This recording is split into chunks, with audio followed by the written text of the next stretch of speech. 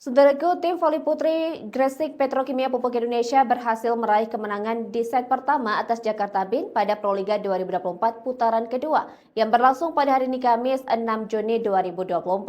Di mana Jakarta Steenbeen meski sempat memimpin mulai dari awal pertandingan dan Gresik Petrokimia Pupuk Indonesia yang terus tertinggal berhasil membalikan keadaan dan menutup set pertama dengan poin akhir 25-23 untuk Gresik Petrokimia.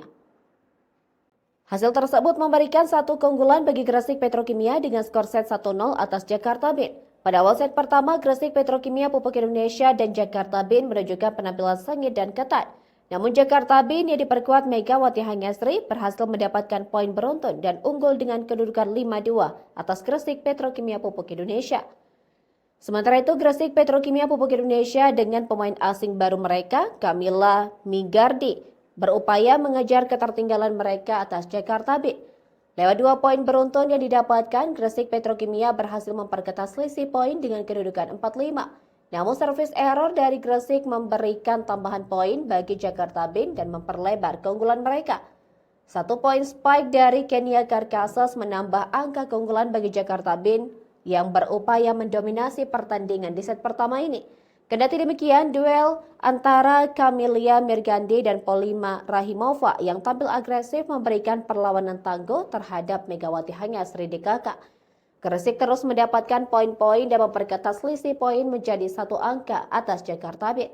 Dan 1 poin blok dari Camilla berhasil menyeret persaingan berimbang dengan kedudukan 11-11. Selanjutnya, persaingan kedua tim berlangsung sengit dan ketat. Pasalnya Jakarta Bin dan Gresik Petrokimia saling berbalas poin untuk memimpin jalannya pertandingan. Hingga pertengahan set pertama, Jakarta Bin hanya unggul 2 poin atas Gresik Petrokimia dengan kedudukan sementara 16-14. Duel sengit antara kedua kubu memberikan intensitas pertandingan yang tinggi dan semakin memanas, di mana Jakarta Bin melancarkan variasi serangan dan memperoleh poin demi poin yang memperlebar dominasi mereka. Kenia Karkasas yang semakin memanas berhasil mencetak poin dari spike tajamnya. Ditambah 1 serangan dari Mirasuci Indriani mengantarkan Jakarta Bin menyampai keunggulan 20-17 atas Gresik Petrokimia Pupuk Indonesia.